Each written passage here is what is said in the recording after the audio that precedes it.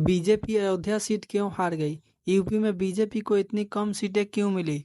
मोदी जी अपने संसदीय क्षेत्र से इतनी कम वोटों से क्यों जीते? आइए आज के इस वीडियो में बात करते। नमस्कार दोस्तों, बीजेपी अयोध्या प्रभु श्री राम की नगरी वाला सीट कैसे हार गई? यहाँ से बीजेपी के कैंडिडेट लल्लू सिंह और समाजवादी पार्टी के कैंडिडेट अवधेश प्रसाद चुनाव लड़ रहे थे। अयोध्या में राम मंदिर बना, एयरपोर्ट बना और काम हुए, तब भी यहाँ से 54,000 प्लस वोटों से लल्लू सिंह चुनाव हार गए। हार का सबसे बड़ा एक कारण बताया जा रहा था कि लल्लू सिंह ने कहा कि मोदी को 400 सीट इसलिए चाहिए क्योंकि उनको संविधान बदलना है और उनका एंटी कमेंसी भी था। ना ही वहाँ राम का मुद्दा चला और ना ही 370 चला, ना सीए चला, ना एनआरसी चला।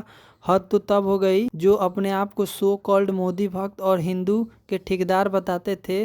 बात कर रहे हैं हम रैंडम सेना की। उसने तो हिंदुओं को ही गाली देना शुरू कर दिया। बोला अयोध्या के हिंदू तो सच में डैश निकले। मतलब चुनाव इनके पापा हार गए तो गाली देना शुरू कर दिया। वहाँ पर 80% हिंदू रहते हैं और बताया जा रहा है कि मोदी जी राम को लेकर आए हैं। और आपको आगे बताना चाहता हूँ, दीक्षा वर्मा जो मोदी का परिवार बताती है, वो लिखती है, one lesson Uttar Pradesh teaches us, no matter what you do for Hindus, they will either stay at home and not vote or they will be stupid and spineless. Reason why Congress always trusted Muslim appeasement. मतलब आप चुनाव हार गए तो गाली शुरू। एक काम कीजिए, हिंदुओं को पाकिस्तान भेजवा दीजिए। आगे देखते हैं मीडिया इस समय क्या हेडलाइन छाप रही है। द टेलीग्राफ का हेडलाइन है, इंडिया कट्स मोदी डाउन। विश्व में मोदी जी का इतना डंका बजने के बजाय इंडिया में ही लंका लग गई। यहाँ सबसे मजेदार बात यह है कि नीतीश कुमार और चंद्रबाबू नायडू इम्पैक्ट प्लेयर के तौर पर खेल रहे हैं। ये लोग हटे कि सरकार गई। मोदी जी जब बीजेपी हेडक्वार्टर पहुंचे तो उनका फेस देखकर लग रहा था कि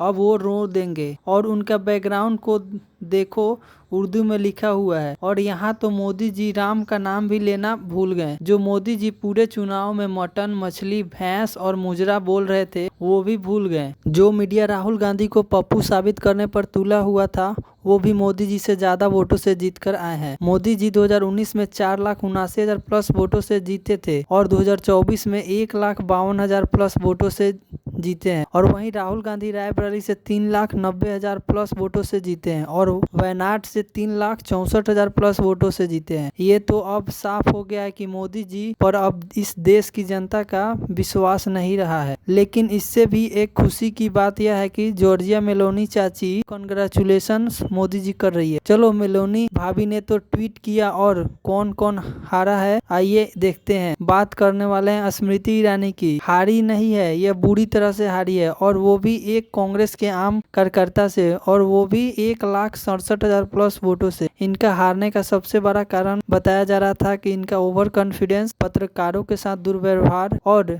राहुल गांधी और सोनिया गांधी को डायरेक्ट अटैक करना। अब तो लगता है कि इनका पॉलिटिकल कैरियर का द एंड होने जा रहा है और इनका जगह कंगना रनौत लेने वाली है। और दो लूजर से आपको मिलवाता हूँ, माधवी लता और नवनीत राणा। माधवी लता ने तो मस्जिद पर तीर चला रही थी और नवनीत राणा जय श्री राम बोलवा रही थी। इस देश में रहना है तो जय श्री राम कहना है। तो मुझे बताइए, हनुमान जी का नाम हनुमान जी कैसे पड़ा?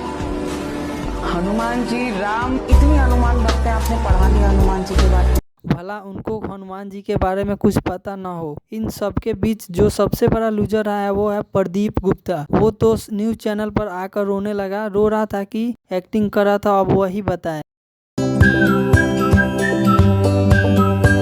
इन सब के बीच एक और लूजर है अडानी जी। मोदी स्लिम्स 55 यूएस से $45 billion of Adani group stock in first one day out. ये सरकार बन रही तब इतना स्टॉक गिरा। अगर सरकार चली जाती तो अडानी जी रोड पर आ जाते। आज के वीडियो में इतना ही और आगे जाते जाते मोदी जी को बोलना चाहूंगा, जय श्री राम।